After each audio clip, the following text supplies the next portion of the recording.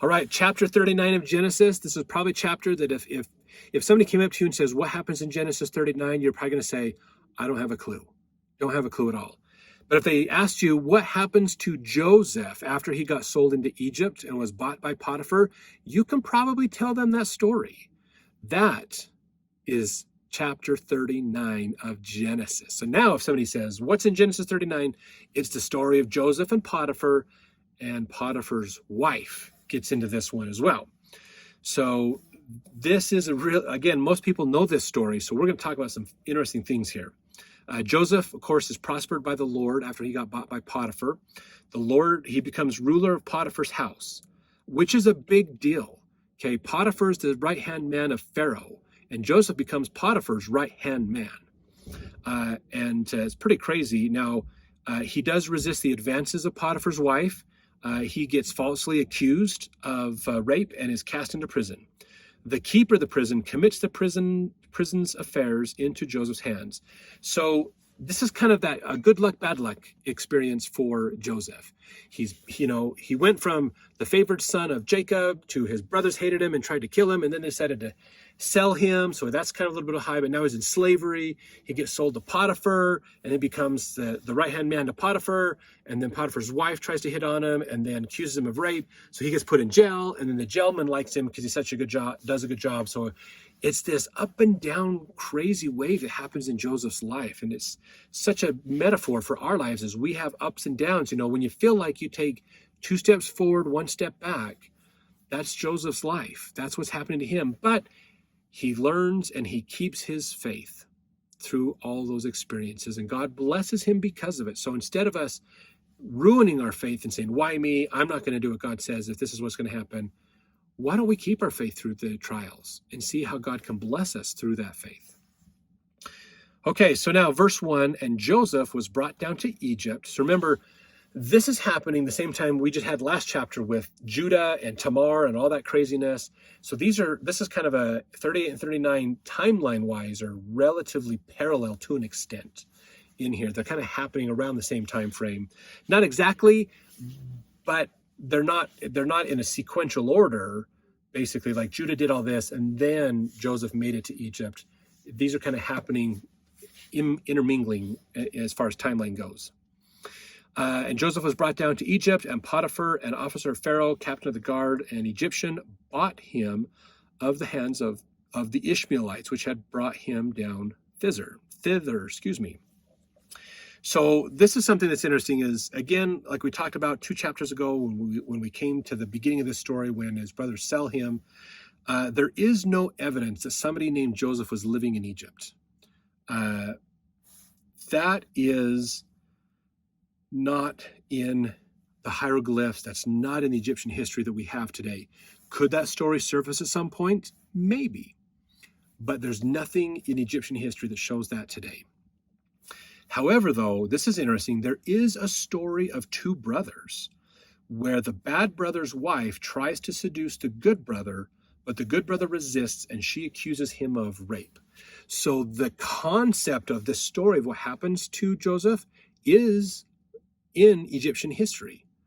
Could it be that the names have been lost to history and we just don't know that this is Joseph? Maybe. We do know that the Potiphar, his name does show up. Now, Potiphar is an interesting name. Let's talk about that for just a second. Let's break it down. Po-ti-for.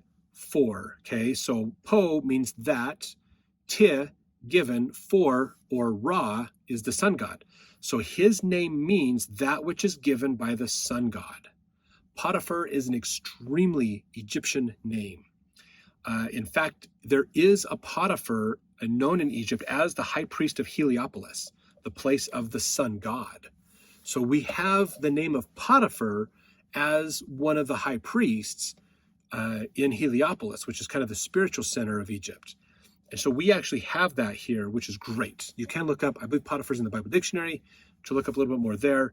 But really fascinating that we do have that, at least his name is there.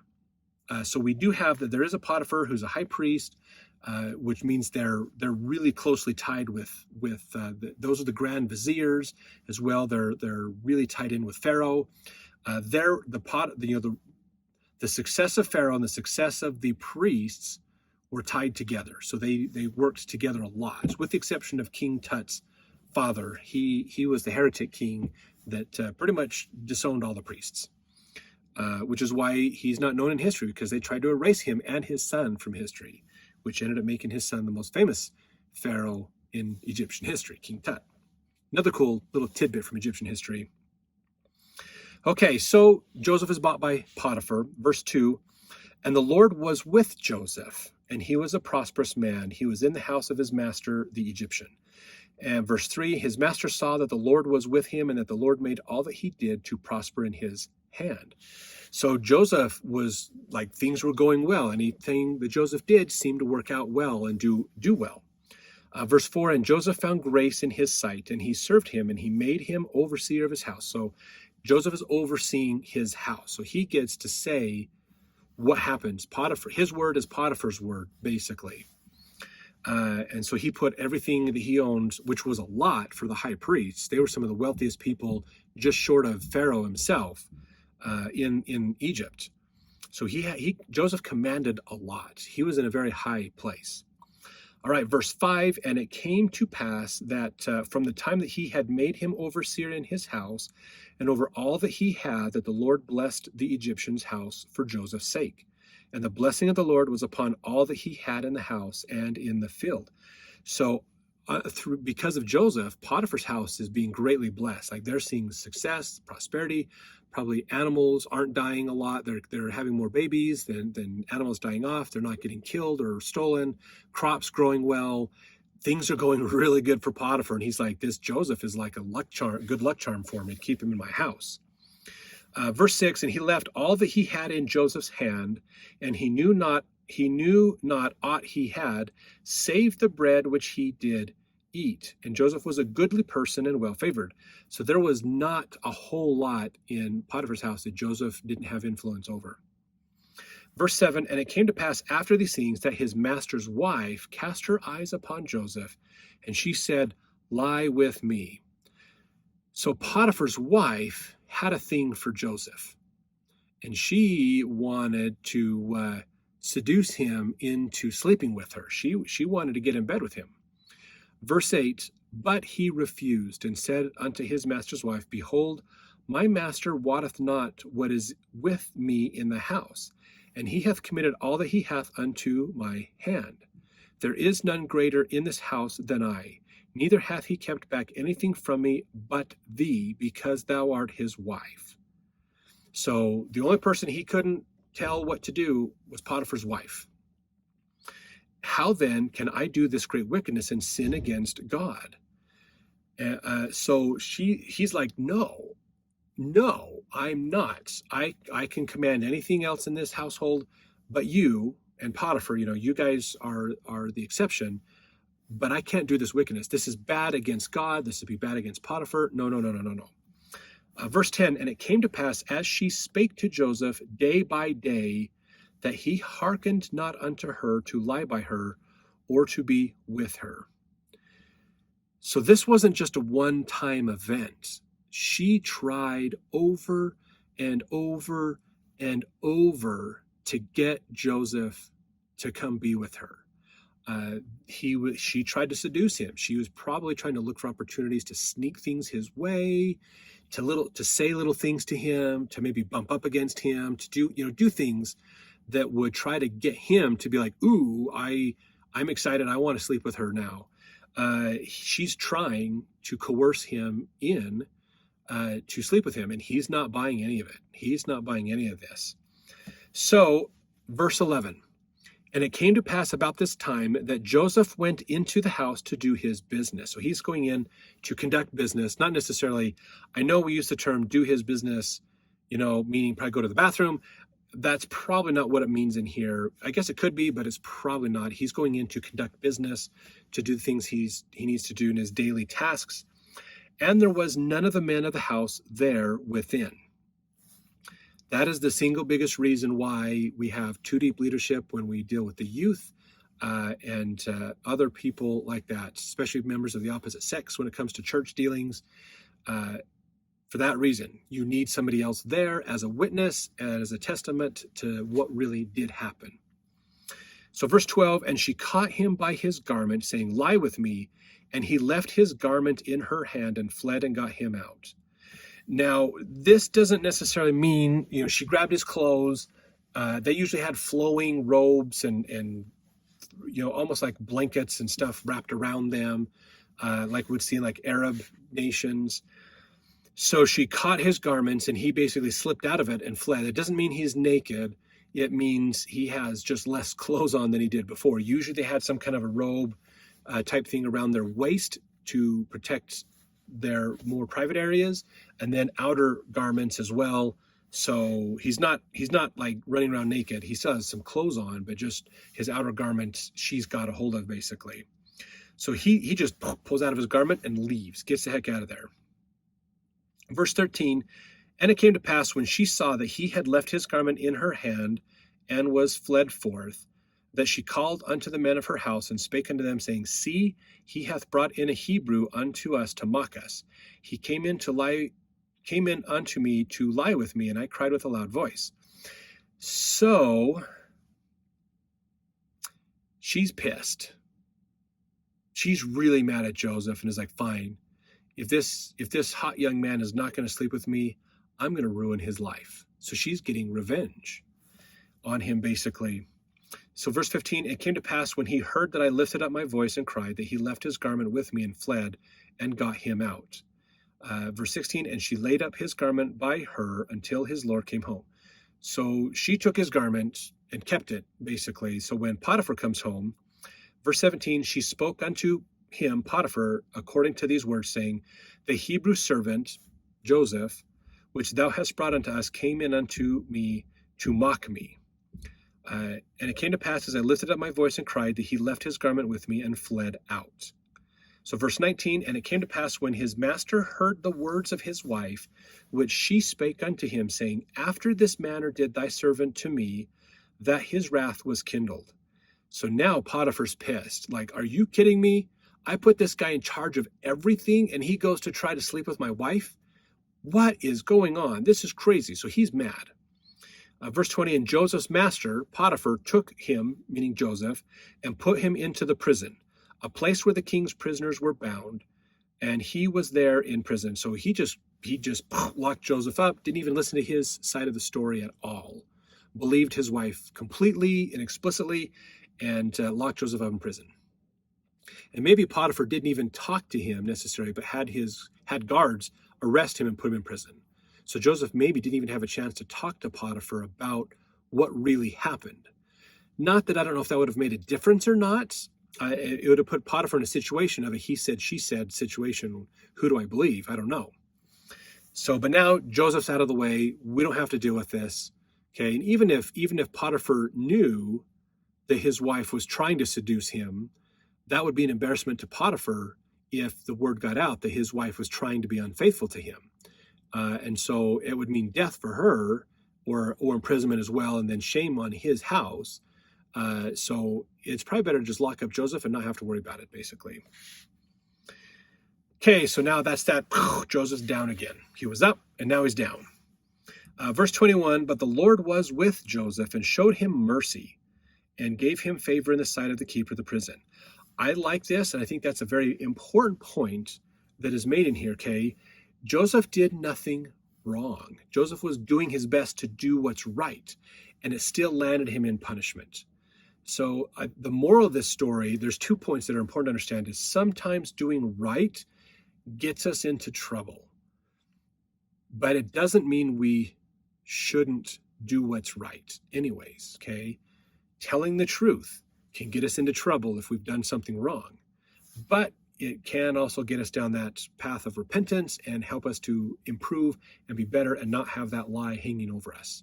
So it's still good to tell that truth. It's still good to do what's right, even if doing what's right does mean sometimes it clashes with civil laws and other things and causes us some punishment.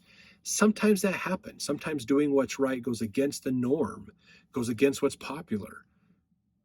But the question that we have to understand is, are we willing to give up what's right for what's better now, or are we willing to stick by with what God has asked of us and follow his commandments?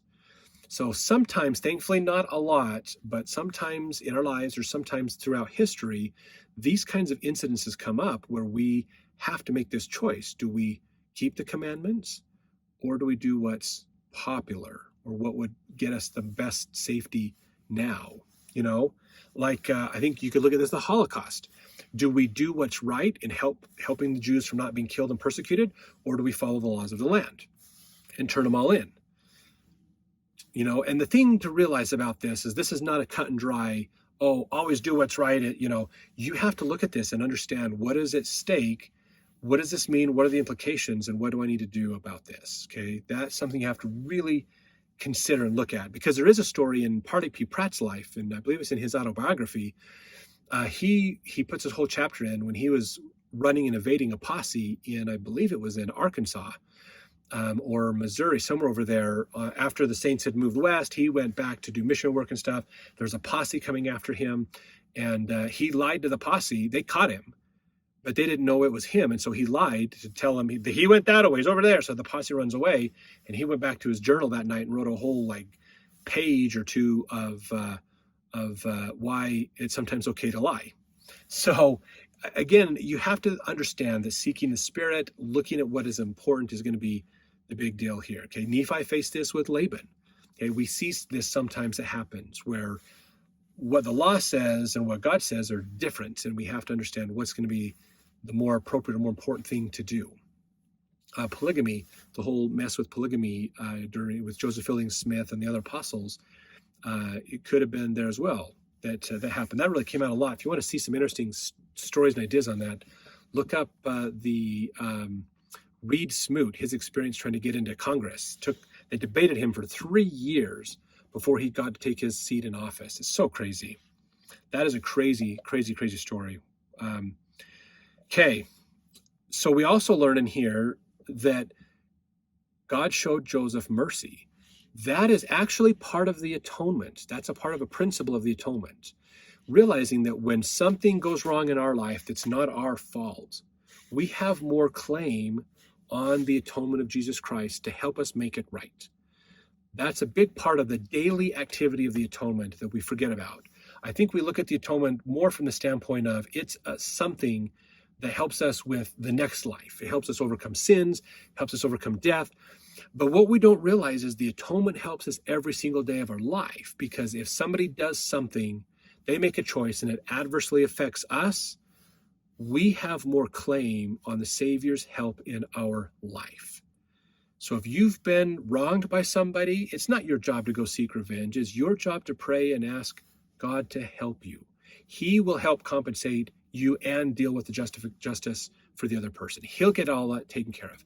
He has not asked us to do that. He wants us to forgive them and move on, and he will compensate us in appropriate ways, and he will deal with the justice with the other person. So he leaves justice to himself, and he wants us to exercise mercy. That's a very important point. Okay, verse 22, we're just about done here. And the keeper of the prison committed to Joseph's hand all the prisoners that were in the prison. And whatsoever they did there, he was the doer of it. The keeper of the prison looked not to anything that was under his hand, because the Lord was with him, and that which he did, the Lord made it to prosper. So the keeper of the prison had a similar experience that Potiphar had, realizing this Joseph dude is like a lucky charm. And I don't have to worry about these prisoners. I can let him run the prison. He's making my job easier because he is being responsible, taking responsibility to himself. He's helping the other prisoners. He's making this a better place for all of us, which, if you think about it, that's exactly what his great-great-grandfather Abraham did. Help take whatever's going on and make it better. How can we make your life better? And through that, it helps out. So that's part of the reason why Joseph was so prosperous. He wasn't thinking, how can I make my life better? How can I make your life better? Very important distinction. That's kind of that famous story from Zig Ziglar. If you help enough other people get what they want in life, you will get what you need in life as well. It also ties into the law of consecration. The point of consecration, again, is not about having equal stuff. The point of consecration, and you can look this up in our Doctrine and Covenants videos that are already out there, The point of consecration is about loving and caring for other people. When we're more concerned about the safety and welfare of our neighbors than even ourselves, and we're willing to sacrifice greatly to help our neighbors, that is really a strong amount of love and concern we have, and that is consecration. That's what it comes down to. So just some fascinating stuff that we get to learn in here. Again, most of us are familiar with this story. And of course, chapter 40, we got more of this story. So stay tuned for the next one, but some really interesting ideas that we have that we get to learn and work on with this. So thanks for watching and following. Like the videos would be great. And leave comments what you think about these videos and how Joseph handled this.